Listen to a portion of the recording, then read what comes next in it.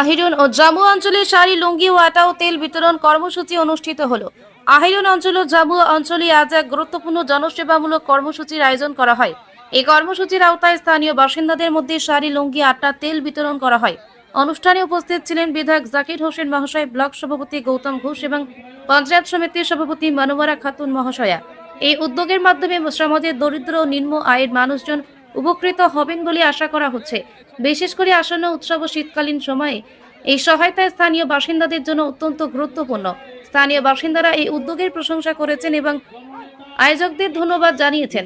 তাদের মতে এই ধরনের সহায়তা সমাজের প্রান্তিক জনগোষ্ঠীর জন্য অত্যন্ত উপকারী।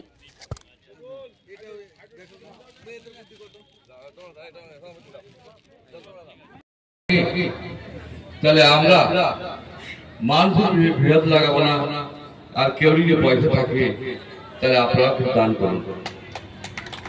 আমরা সকল মানুষকে সম্মান করি, আমরা মানব জাতির সম্মান করি, মানবের জন্য কোন রকম অসুবিধা না হয়। এই যে অসহায় মহিলারা এসেছেন, তারা হয়তো একটা শাড়ি পাবে, কেউ লুঙ্গি পাবে, খাদ্য পাবে, তেল পাবে, তার বাড়িতে হয়তো একদিন হলো ভালো যাবে, এক শাড়িতে হলো সমাজ নামাজ যাবে। আমরা চাইব আরো বিভিন্ন লোক যারা আছেন পয়সা, তারা এই সমাজ সেবার কাজে লাগুন।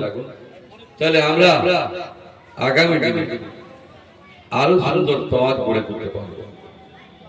আমাদেরকে মাননীয় মুখ্যমন্ত্রী, বাংলার নেত্রী জানে মহিলাদের খুব অভাব বা অনেক সময় স্বামীরা পয়সা দেয় না।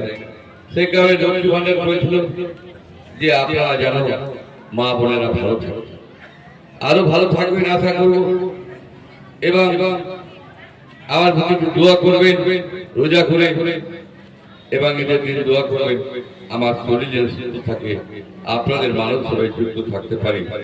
এবং এখানে উপস্থিত আছেন আমাদের জামুয়ার অঞ্চলের অঞ্চল সভাপতি চঞ্চল নন্দী, প্রধান আমাদের মীরা মাঝি, পঞ্চায়েত সমিতির মেম্বার আমাদের শাহনাজ বেগম,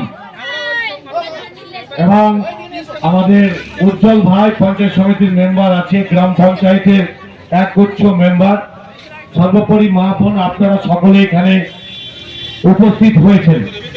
এই মাহে রমজান মাসে, পবিত্র রমজান মাসে আপনারা জানেন যে আমাদের সকলের প্রিয় মানুষ মাননীয় জাকির হোসেন সাহেব এই পবিত্র রমজান মাসে গরিব দুস্থ মানুষদের জন্য পাশে এসে দাঁড়ার মানুষ হচ্ছে একজনই, তার নাম হচ্ছে জাকির হোসেন। তাই আজকে তার এই অনুষ্ঠানে বস্ত্র বিতরণ, খাদ্য বিতরণ, কিছু গরিব মানুষের কে সহযোগিতা করার জন্যই তিনি জমিপুর বিধানসভায় তথা